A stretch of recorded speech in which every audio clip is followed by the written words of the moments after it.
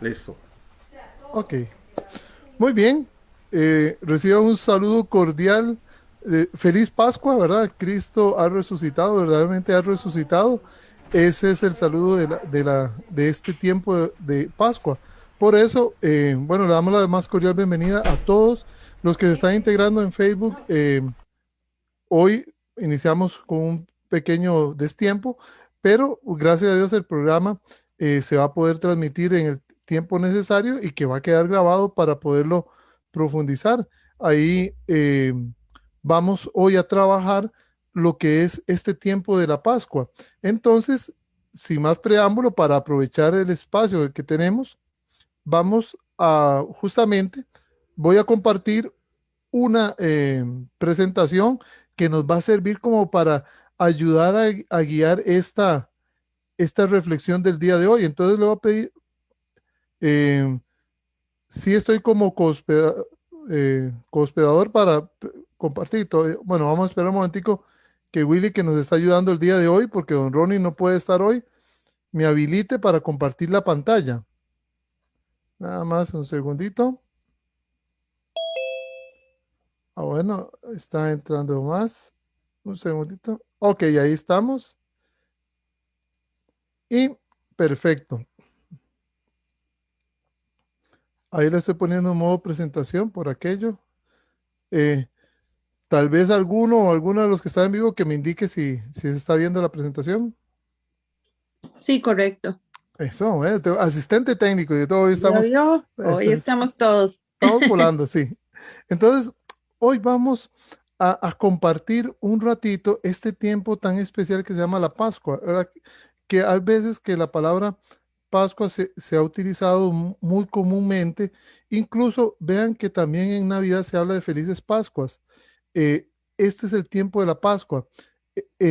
Vamos a tratar de darle un fundamento bíblico, teológico y celebrativo de por qué la Pascua es la razón de nuestra esperanza. Este programa se llama Entusiasmo porque hay que contagiar una visión distinta, alternativa, y cómo la fe puede ayudarnos a contagiar la alegría y la esperanza en tiempos del COVID, que esta fue la razón de que la parroquia San Rafael de Calle Blancos, aquí en San José de Costa Rica, por si alguien lo va a ver en otra parte, hemos querido aportar un granito de arena para dar un motivo de esperanza a la luz de la fe. Entonces, ¿qué vamos a hacer?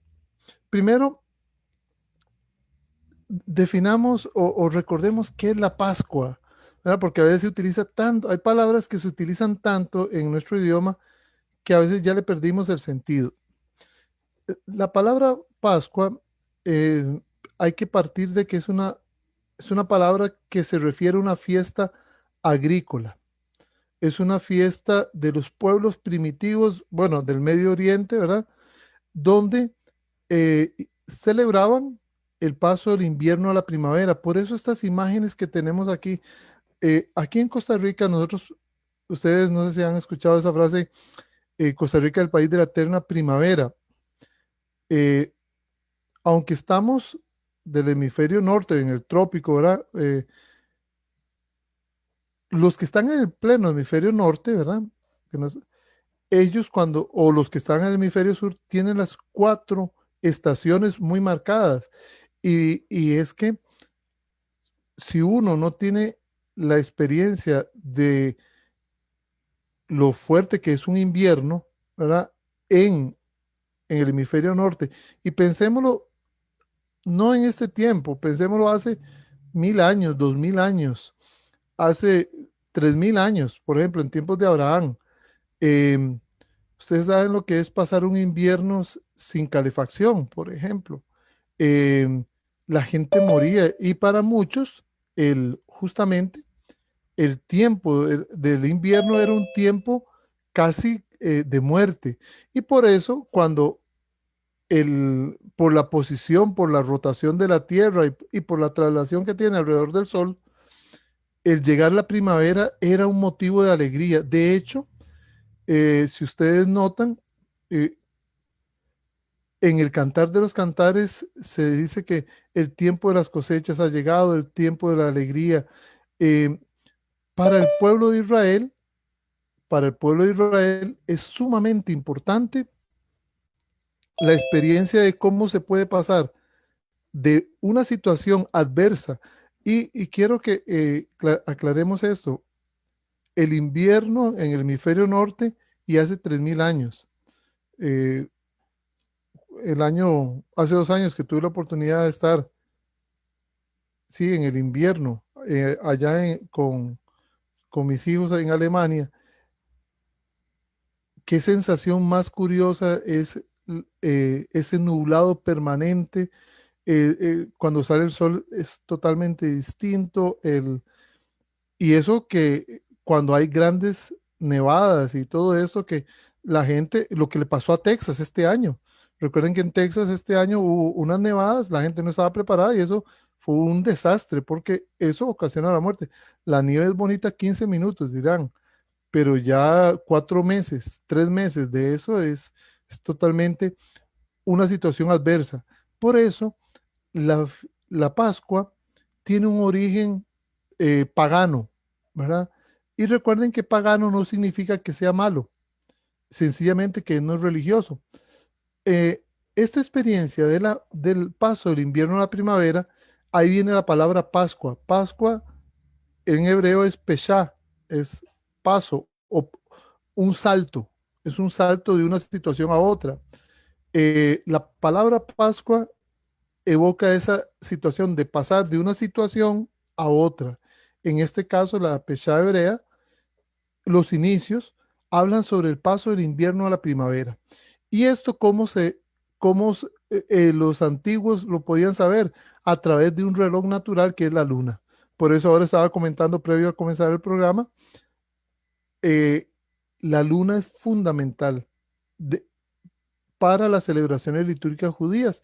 Entonces, para celebrar de la Pascua judía a la Pascua cristiana, tenemos un elemento común que es la luna llena. Entonces, yo voy a empezar esta primera parte hablando sobre algunas prefiguraciones de la Pascua, algunas narraciones que nos pueden ayudar a entender los relatos de la Pascua. Eh, Porque ya desde el Génesis hay, aunque la Pascua judía es en el Éxodo, ya en el Génesis comenzaremos a ver esta vivencia de los pueblos primitivos, los pueblos antiguos que celebraban el paso del invierno a la primavera. Recordemos que los judíos, Abraham sale de Ur de los Caldeos, es nómada, ¿verdad? Abraham va a existir o existió 1800 años antes de Cristo.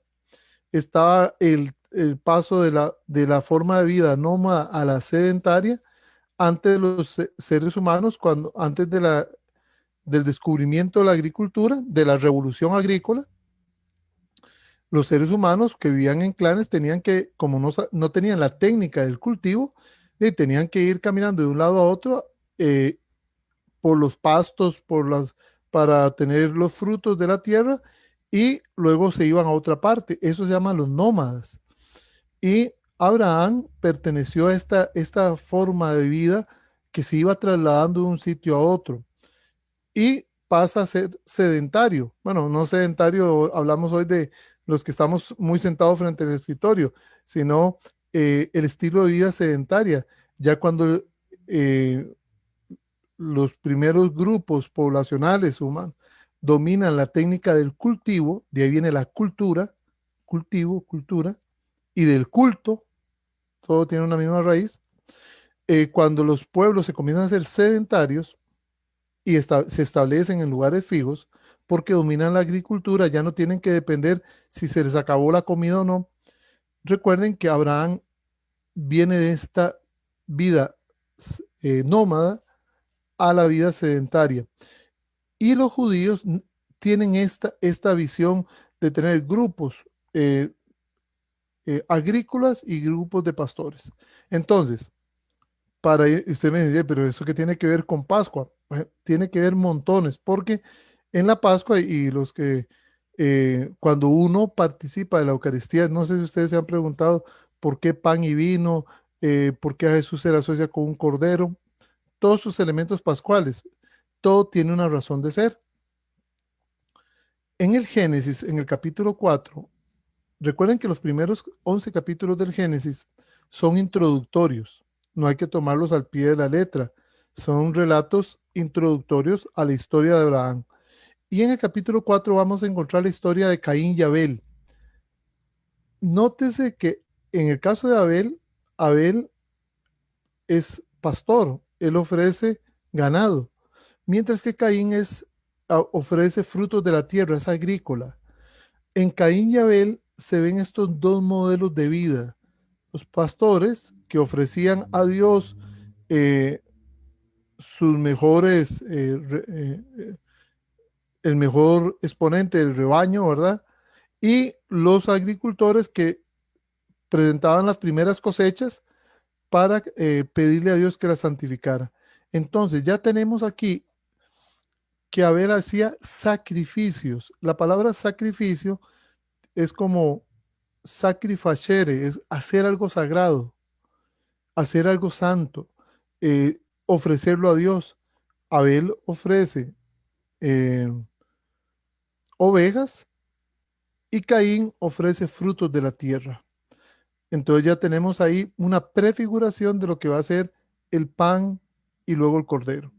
Sin embargo, y esto es muy importante para entender la Eucaristía cristiana, la Eucaristía en la Iglesia Católica, que a veces, tal vez por el desconocimiento, muchas personas no le sacan al no entenderla, la minimizan y dicen, no, es un acto repetitivo, eso la iglesia lo inventó, quién sabe quién. No, cuando uno revisa las Sagradas Escrituras, ve que todo tiene una razón de ser muy interesante. Cuando uno le da, busca eh, dar razón de la fe, logra entender muchas cosas para vivirlas mejor. Vean que ya desde el Génesis, que en el capítulo 4 con Caín y Abel tenemos una prefiguración, un anticipo, lo que es hacer un culto con corderos y con frutos de la tierra, que en este caso sería el pan. Aquí tenemos el primer dato y ojalá que alguno lo investigue luego o se pongan de curiosos. En el Génesis se habla de un sacerdote misterioso, Melquisedec. No se habla de dónde viene, no sé, lo único que se sabe es que es el rey de Salem. Salem es una palabra hebrea que viene de Shalom, paz, Shalem, Shalom, el rey de la paz podría ser. Se dicen que es una prefiguración de Jesús o una prefiguración de la Eucaristía, porque este sacerdote va a ser una acción de gracias en griego. Acción de gracias se va a decir Eucaristía, Eucaristien. Eh, de hecho, el nombre correcto, el nombre, digamos, formal de la gran liturgia de nosotros los cristianos de rito católicos es la Eucaristía, que también se le llama misa, que ahorita cuando desarrollemos el tema de hoy vamos a ver que la palabra misa viene de misio, envío, que es la última parte de la Eucaristía. La Eucaristía tiene cuatro grandes partes y la última es el envío. Entonces, a la Eucaristía normalmente se le llama misa porque es una parte de la Eucaristía, pero el nombre que expresa un poco esta realidad de qué es la Eucaristía es, el nombre de este culto es, en efecto, Eucaristía, que es dar gracias. Por eso van a ver que en la plegaria eucarística se empieza así. En verdad es justo y necesario darte gracias. Es, es eso, la Eucaristía más que una ley, más que un precepto, es una necesidad de dar gracias. Y Melquisedec, para dar gracias por el triunfo que había obtenido Abraham, dice la escritura, y ustedes lo podrán buscar después, ofreció pan y vino. Entonces, ya el pan y el vino en la cultura judía va a ser muy importante, no solamente por una cuestión cultural, sino porque es parte de esa forma de dar gracias. Y es así que posteriormente va a venir el sacrificio de Isaac, que hablamos el término, mira esta imagen quedó, tendría quise buscar una donde aparecieran la prefiguración con la realidad. Cuando en la lectura de la vigilia pascual hablamos del sacrificio de Isaac, si ustedes se ponen a ver el texto, Isaac carga la leña y sube al monte porque su padre lo va a sacrificar. Eso es una prefiguración del sacrificio pascual. Cristo carga la leña, el madero, y va a ser sacrificado por su padre. Por eso en la vigilia pascual está la lectura de Isaac, del sacrificio de Isaac, porque eh, Abraham va a ser, recuerden que la palabra sacrificio es hacer algo sagrado. Y el mayor culto que podemos darle a Dios, la fuente y el culmen de la vida cristiana es la Eucaristía. Por eso, en la Eucaristía, no solo recordamos, porque hay una tendencia a decir que es un recuerdo, más que un recuerdo es un memorial, es una actualización, o es una participación de la Pascua de Cristo. Y ahora sí, ya podemos ir llegando a la Pascua hebrea. Vean que estos primeros minutos hemos hablado de la Pascua anterior a la Pascua de Moisés. Cuando hablé de Caín y Abel, cuando hablé de Melquisedec y ahora de Abraham, ya desde antes los descendientes de Abraham y no solamente los judíos, todos los habitantes de ese pueblo celebraban una fiesta, la fiesta del paso del invierno a la primavera, la fiesta de la Pascua, del paso del invierno a la primavera. Si tuviéramos chance, y si ustedes cuando estén, si están viendo ahora con el texto bíblico, o lo van a ver luego cuando este programa esté grabado, si ustedes buscan esta cita de Éxodo 5:1, a veces en las películas y en todo lo que se sale de Semana Santa, a veces pensamos que, que Moisés le pide directamente a Faraón que liberarlo de un momento a otro, ¿verdad? Porque suena muy poético. Sin embargo, en Éxodo 5:1, lo que dice es, deja mi pueblo ir a celebrar la fiesta. Cuando uno lee ese texto, ¿por qué Moisés le va a pedirle a Faraón que Israel salga a celebrar una fiesta? La pregunta es, ¿cuál fiesta?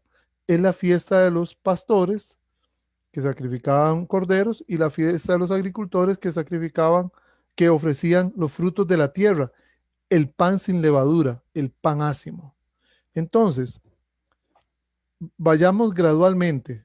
Hoy es día, bueno, este programa se está grabando el día de San Juan Bautista de la Salle, también patrono de los educadores. Eh, Recuerden que Dios es un pedagogo. Dios se comunica gradualmente, paulatinamente. En lo ordinario se va comunicando y se va manifestando. Lo único es que hay que saber reconocer la presencia de Dios en la sencillez de la vida y ahí se va manifestando Dios. Eso es parte de la espiritualidad hebrea. Reconocer a Dios en la historia, que es una gran pregunta para nosotros. ¿Cómo podemos reconocer el paso de Dios en la vida personal de cada uno, incluso cuando hay momentos difíciles, ¿verdad? Como ha sido la pandemia? Entonces, vean qué interesante. De una fiesta humana sencilla como es el paso del invierno a la primavera, Dios hace que Israel salga de la esclavitud en la Pascua. Entonces, subimos una gradita. Ya no vamos a celebrar el paso del invierno a la primavera, sino el paso del invierno de la esclavitud, que estuvo Israel 400 años esclavo en Egipto, a la primavera de la libertad. Y estos relatos están en Éxodo 12, que fue la primer lectura del Jueves Santo, la institución de la Pascua hebrea. Entonces hay dos Pascuas. Está la Pascua primitiva, la Pascua pagana, la Pascua normal, la Pascua del paso de la transición del invierno a la primavera a través de la luna llena, ¿verdad? Y luego vamos a tener este elemento ya religioso, que es que Dios justamente en ese tiempo les dice, ya no va a ser solamente el, el significado, sino que le da un significado mayor. Y por eso se consume, recuerden, el pan sin levadura, que este es lo que más adelante nosotros vamos a tener para la fracción del pan, para la Eucaristía, y el sacrificio del cordero. Israel actualmente no hace sacrificios de cordero porque no tienen templo. Recuerden que el templo se destruyó en el año 70 por el Imperio Romano. Entonces, desde que no hay eh, templo, el tercer templo del judaísmo de Jerusalén, no hay sacrificios. Pero por eso la Pascua la celebran en las casas, sin sacrificio. Y hay un elemento muy importante. Para pasar de la esclavitud a la libertad, se pasa por el mar. Eso va a ser una prefiguración de lo que va a ser el bautismo. Por eso en las vigilias pascuales se renueva las promesas del bautismo. Y dos, si hay gente para bautizar, se bautiza, adultos para bautizar. Y esto ya nos va a hacer entrar en esta dinámica de que la Pascua es un tiempo de transición. Y estas dos palabras, voy a dejar aquí Pascua y Pentecostés. Pentecostés eh, en griego es 50 días después de. La Pascua y Pentecostés son fiestas agrícolas, pero que van a ser eh, redimensionadas con la Pascua de Israel, la Pascua política de Moisés.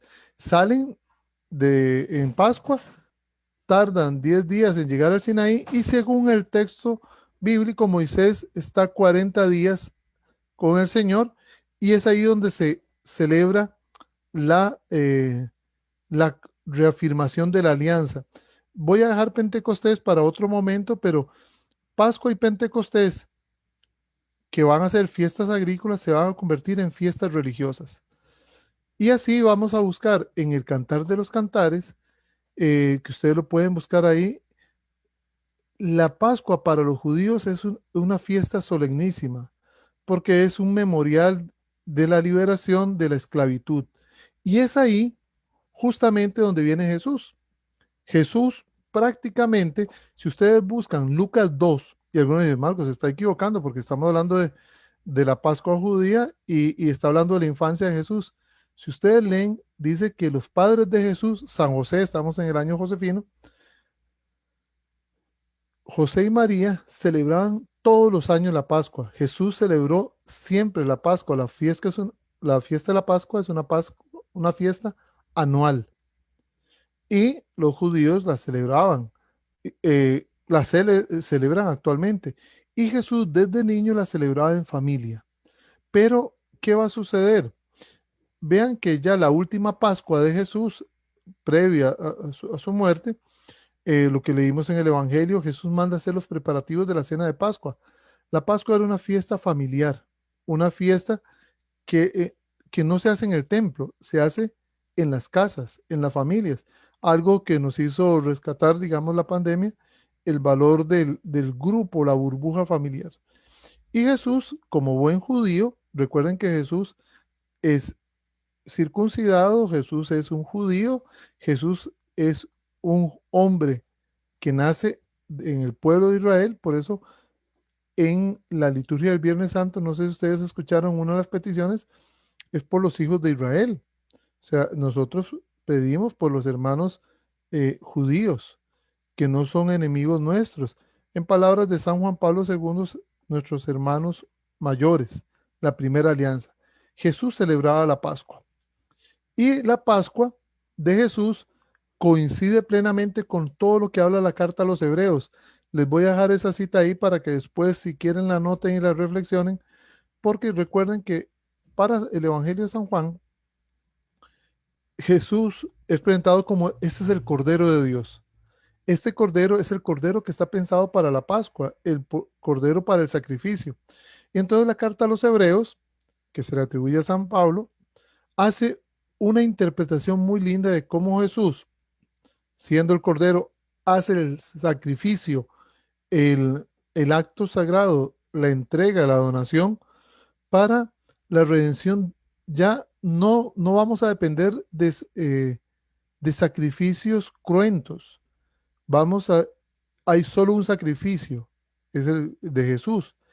Y en la Eucaristía vamos a ser partícipes de ese único sacrificio.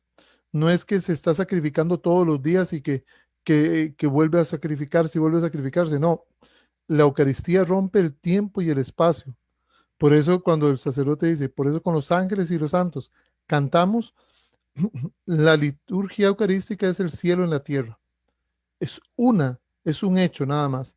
Y Jesús, al igual que el Cordero, que se le imponía las manos por parte del sacerdote y se le hacía, digamos, simbólicamente, eh, todos los pecados en la tradición judía, cuando se llevaba un cordero, el sacerdote imponía las manos y los pecados de la familia quedaban en el cordero, matando, sacrificando al cordero, era una forma de eh, redimir, pagar los pecados, pero el cordero se tenía que sacrificar fuera del recinto sagrado.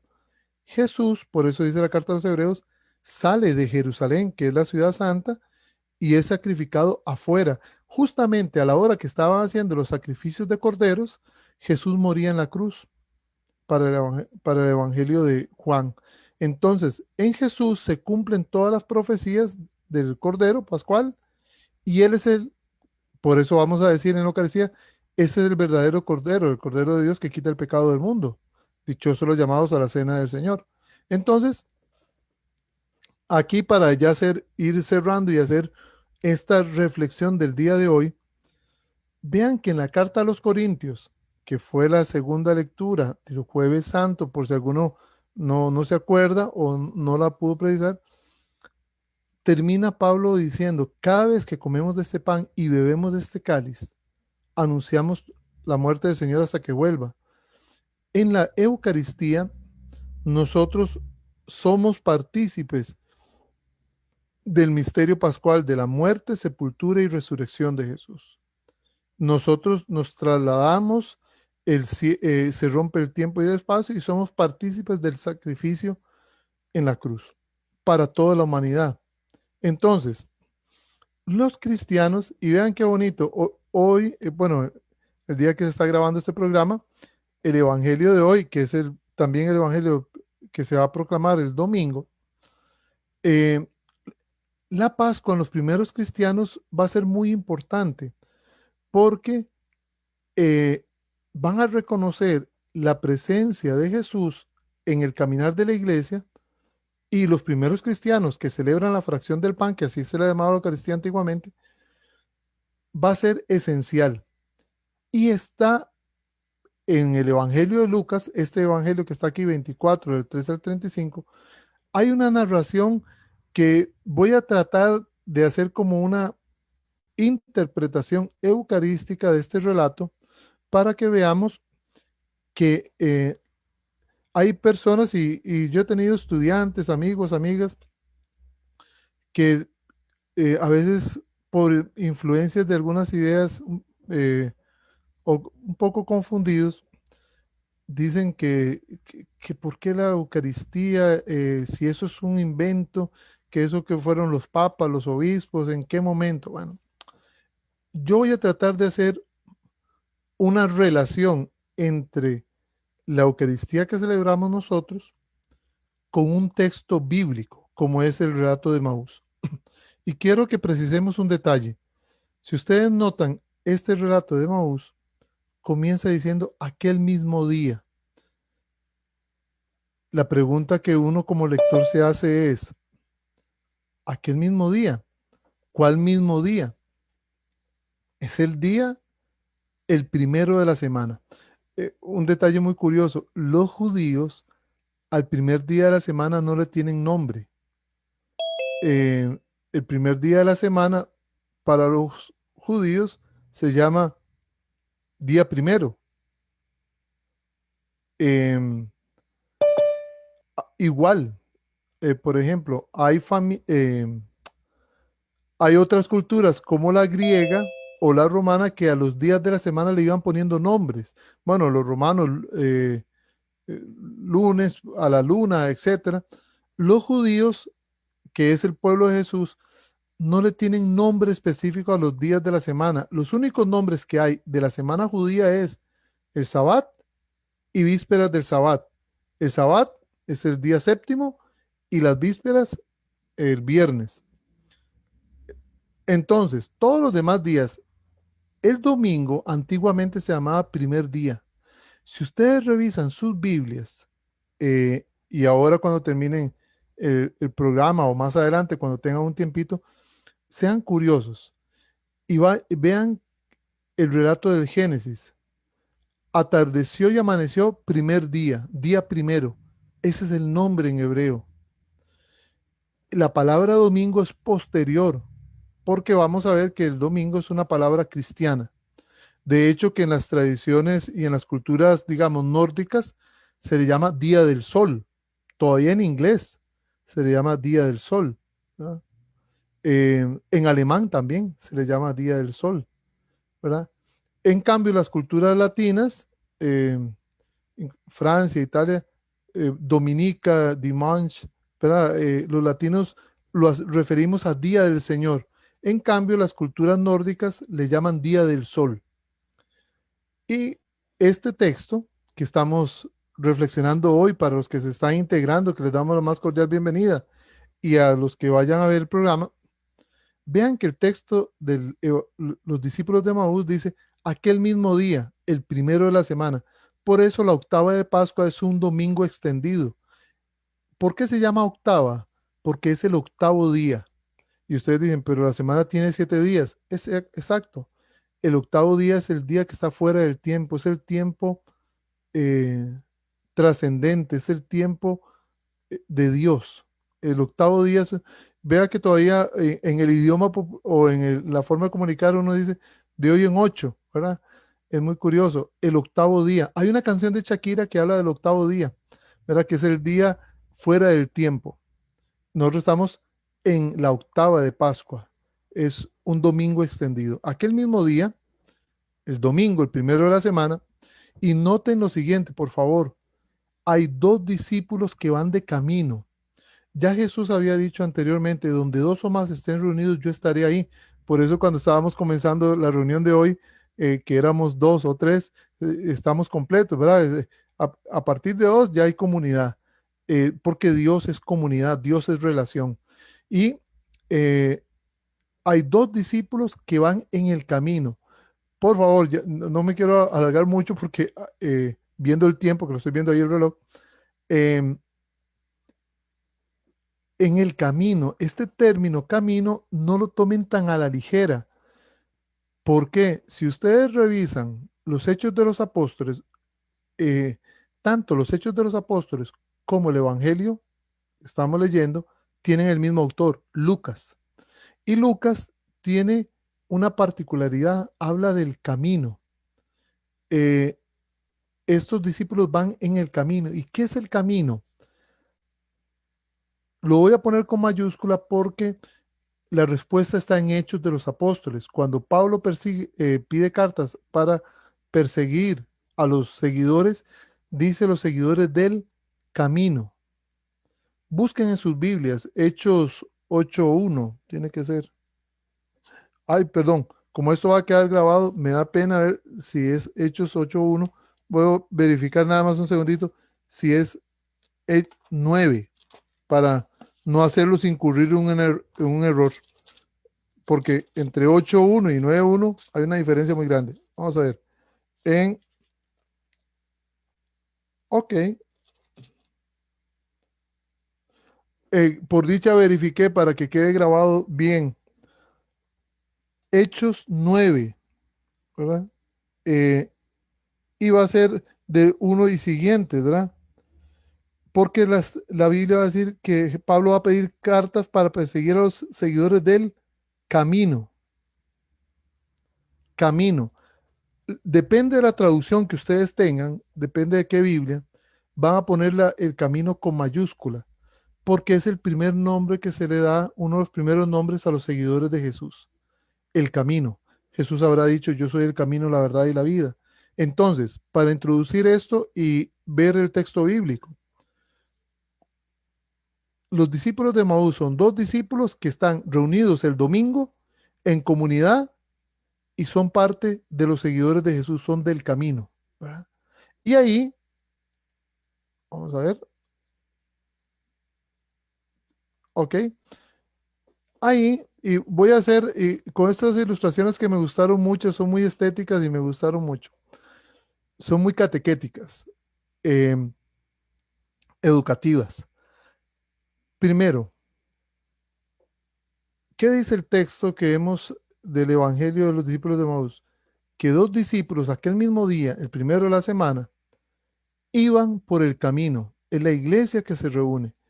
Y nótese que se, eh, Jesús se incorpora con ellos. Eso es un detalle muy interesante porque aquí tenemos como los ritos introductorios de la Eucaristía. En la Eucaristía se divide en cuatro partes: los ritos introductorios, la liturgia de la palabra, la liturgia eucarística y el envío, misa, misio. Entonces, este relato tiene estos cuatro momentos. Primero, ritos de entrada. La iglesia es convocada, está reunida el día del Señor y tenemos los ritos introductorios. Vean que cuando en una Eucaristía se comienza eh, con un diálogo. Y también piensen ustedes, cada uno de ustedes, cada vez que vamos a la Eucaristía, llevamos un montón de cosas en nuestro corazón. A veces momentos muy bonitos, a veces momentos muy difíciles o muy cansados. Y vamos como los discípulos de Maús, con muchos sufrimientos y a veces el dolor nos impide reconocer la presencia de Dios. Por eso es necesario, a pesar del dolor, tener la capacidad de reconocer la presencia de Dios cuando no parece que está presente. Y entonces hay todos unos ritos introductorios. Claro, Jesús les dice que andan hablando por el camino y ellos parten. Nosotros los que somos también educadores en este día de San Juan Bautista de la Salle, para poder dar u, una formación hay que partir de experiencias previas. Y la experiencia previa de estos discípulos es la tristeza. Vean las caras que se representan ahí. Normalmente a veces cuando vamos a la Eucaristía vamos con situaciones muy difíciles por dentro y necesitamos expresarlas. Claro, las palabras de Jesús van a ser un poco duras, ¿verdad? Cuando dice, qué torpes y qué necios son, ¿verdad? A veces nosotros por nuestra visión limitada y a veces el dolor nos impide ver más allá de las apariencias, como diría Dumbledore, ¿verdad? No vemos más allá y vean qué interesante. El texto habla de que comenzó a explicarles las escrituras y este término, comenzó a hablarles por Moisés y los profetas, de cómo el Mesías tenía que padecer, morir, ser sepultado y resucitar. Prácticamente Jesús aquí se narra una liturgia de la palabra. Se comienza por el Antiguo Testamento, se releen los escritos del Nuevo Testamento y hasta hay una homilía, porque Jesús explica las escrituras. Vean qué interesante.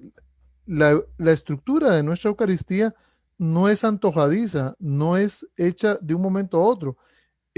Tiene, por eso cuando el Concilio Vaticano II dice hay que volver a las fuentes, vean que la estructura de la misa actual está tomando este elemento de los discípulos de Maús. Después de la homilía prácticamente que hace Jesús, incluso hay peticiones, ¿verdad? Porque si ustedes siguen el texto, estos discípulos hacen una oración que es una petición que para mí es fundamental y con la cual vamos a terminar hoy. Quédate con nosotros porque atardece.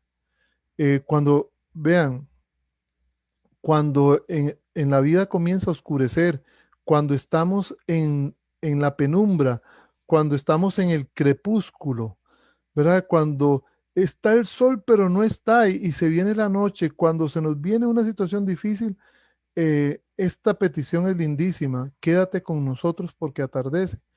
Y Jesús se queda con ellos. Y vamos a la liturgia eucarística. Dice el texto que Jesús se quedó, hizo la acción de gracias, recuerden, en griego, Eucaristien, dar gracias, hace la fracción del pan y es hasta ahí que ellos lo pueden reconocer, ¿verdad? en la fracción del pan.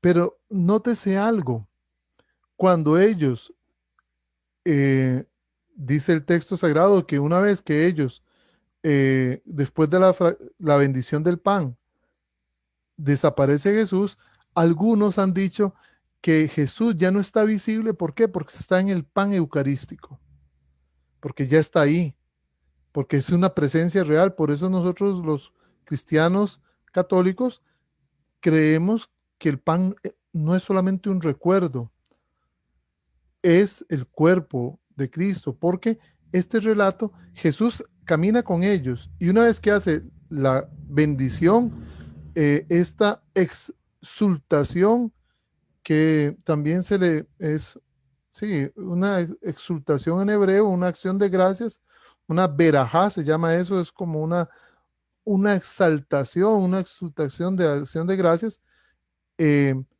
queda en el pan eucarístico y por eso no está.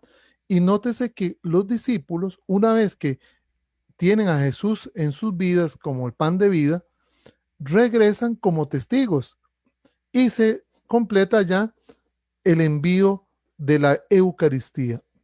Nosotros cuando vamos a la Eucaristía, en lo lógico es que salgamos alegres de que llevamos a Cristo dentro de nosotros.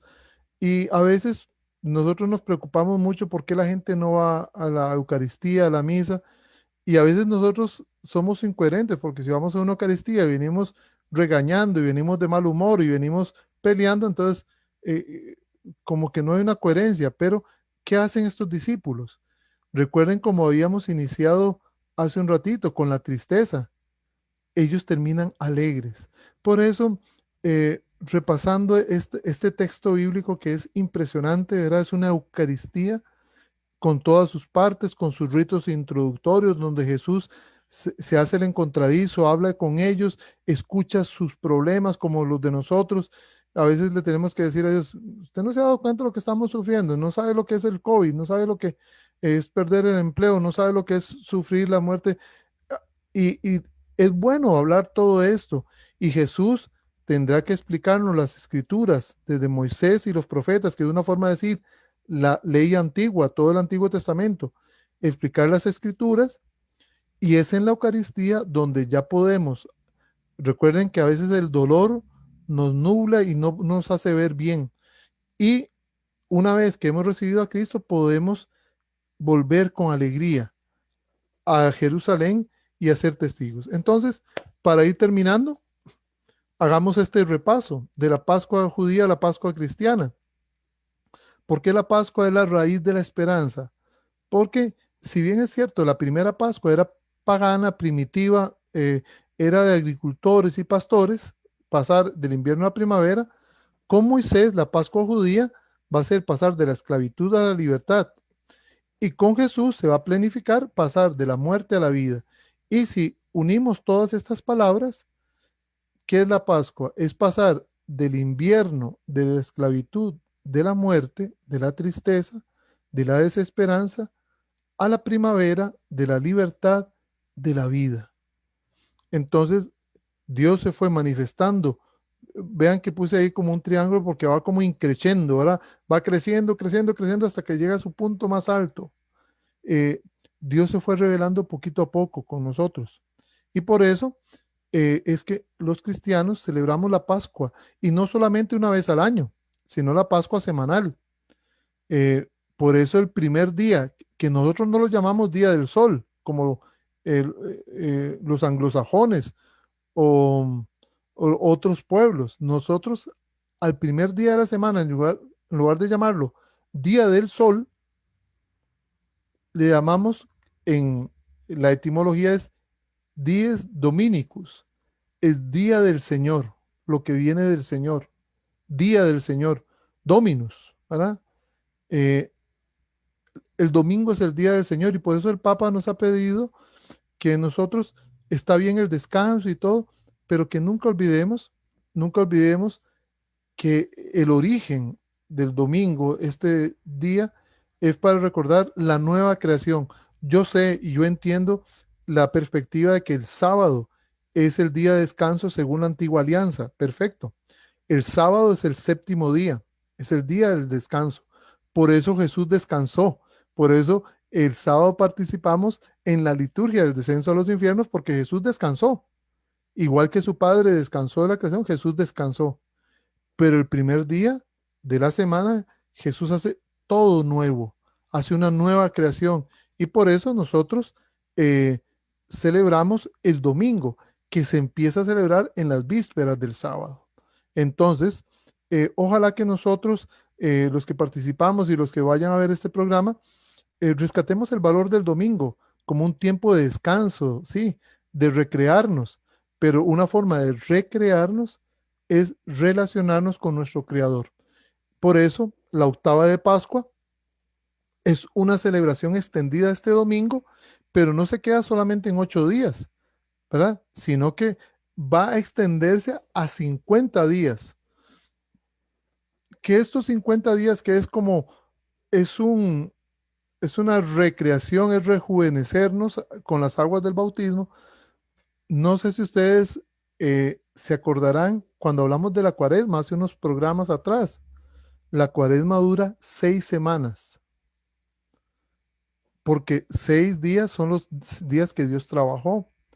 En cambio, las cincuentenas son 7, porque el 7 es el número de la plenitud, es el día del descanso, es el día de la celebración.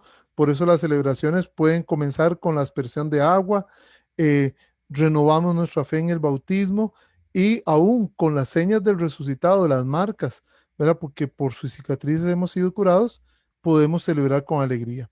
Entonces, por eso quisiera terminar hoy eh, con este canto. Bueno, la semana pasada hicimos un canto propio del siervo doliente, pero hoy vamos a terminar con un cantito que lo hemos hecho en las Eucaristías y que nos sirve para reflexionar en este texto de los discípulos de Maús que hemos hecho. Entonces les invito a que lo puedan seguir ahí y después ahí lo canten con sus familias, que es un canto muy bonito que expresa cómo en los discípulos de Maús está el origen de la Eucaristía de nosotros, representado, digamos, como muy catequéticamente. Es como una iniciación a la Eucaristía. Y que podamos, a pesar de andar, eh, yo sé, todos tenemos muchos problemas, tensiones, dolores. Bueno, que el Señor se manifieste en nuestras vidas y nos haga salir con esperanza, con entusiasmo, como lo tratamos de hacer en ese programa. Andando por el camino, te conocimos, Señor. Te hiciste el encontradizo, nos diste conversación. Tenían tus palabras, fuerza de vida y amor. Ponían esperanza y fuego en el corazón. Te conocimos, Señor, al partir el pan. Tú nos conoces, Señor, al partir el pan. Llegando a la encrucijada, tú proseguías, Señor. Te dimos nuestra posada, techo, comida y calor, sentados como amigos a compartir el cenar. Allí te conocimos al repartirnos el pan. Te conocimos, Señor, al partir el pan. Tú nos conoces, Señor, al partir el pan. Andando por los caminos, te conocimos, Señor, de todos los peregrinos que necesitan amor, esclavos y oprimidos que buscan la libertad, hambrientos, desvalidos, a quienes damos el pan. Te conocimos, Señor, al partir el pan. Tú nos conoces, Señor, al partir el pan. Te conocimos, Señor, al partir el pan. Tú nos conoces, Señor, al partir el pan.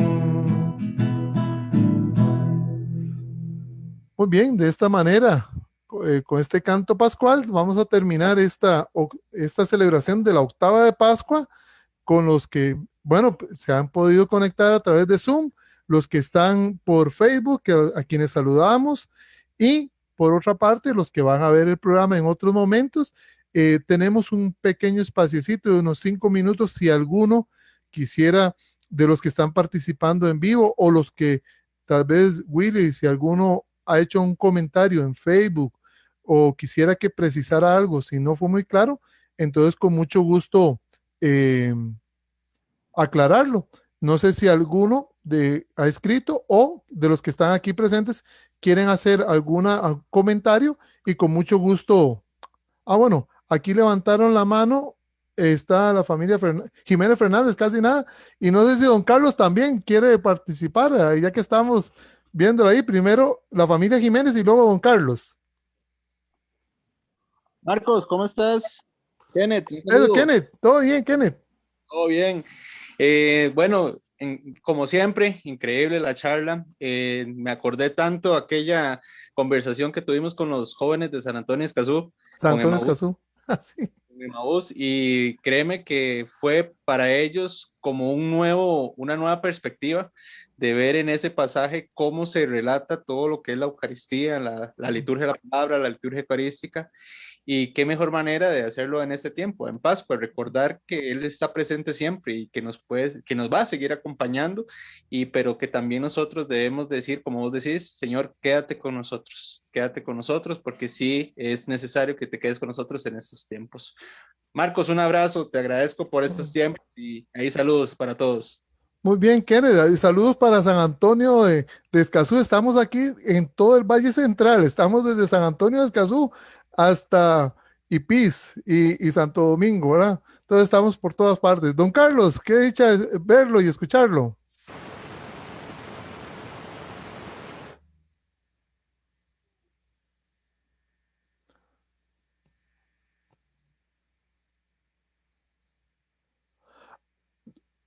No lo podemos escuchar, don Carlos. Sí, ya. Ya, sí. Ya tengo el micrófono conectado, sí, es que estaba con otra conexión diferente. Mira, muy interesante porque nunca había yo recibido, digamos, catequesis ni tenía idea de que realmente ese encuentro del Señor con los discípulos ahí en Emmaús es realmente una Eucaristía, Sí. verdaderamente. Y de la forma que lo has explicado y que lo agarré un poquito tarde, pero lo entendí muy bien. Qué maravilloso ver cómo, sobre todo la alegoría esa que se hace posteriormente de que al desaparecer Jesús es porque queda presente en el pan, ¿verdad? Que es lo que recibimos cada vez que vamos a la celebración de la Eucaristía. Muy interesante, muchísimas gracias. Bueno, don Carlos, qué dicha, sí. Y es que la Sagrada Escritura tiene detalles tan lindos, ¿verdad? Y otro día, en otro momento, podremos profundizar en la parte eucarística del Evangelio de San Juan, porque yo también, a veces en la universidad, estudiantes, amigos, amigas, a veces juzgamos muy rápido la Eucaristía y decimos que son inventos, que no tiene razón de ser. Y no, más bien, cuando uno busca las fuentes, sale con esta alegría de decir, mira qué dicha, el Señor está presente, y la Eucaristía que celebramos nosotros no es solamente un recuerdo o un teatro, es una actualización del misterio pascual, y ojalá que podamos también, cada vez que vayamos a la Eucaristía, salir transformados. Y podemos llegar tristes perfectamente, como los discípulos de Maús, ¿verdad?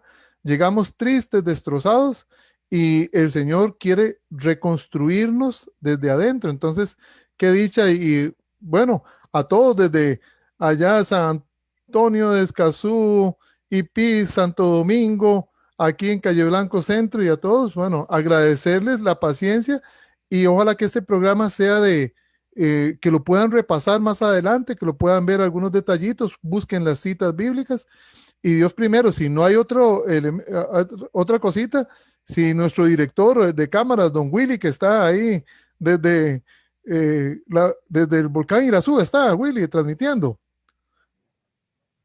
Cerro Santa Elena, bueno, aquí para que estén tranquilos, él es del Encanto, entonces aquí está aquí a la vuelta de la casa, entonces no se preocupe.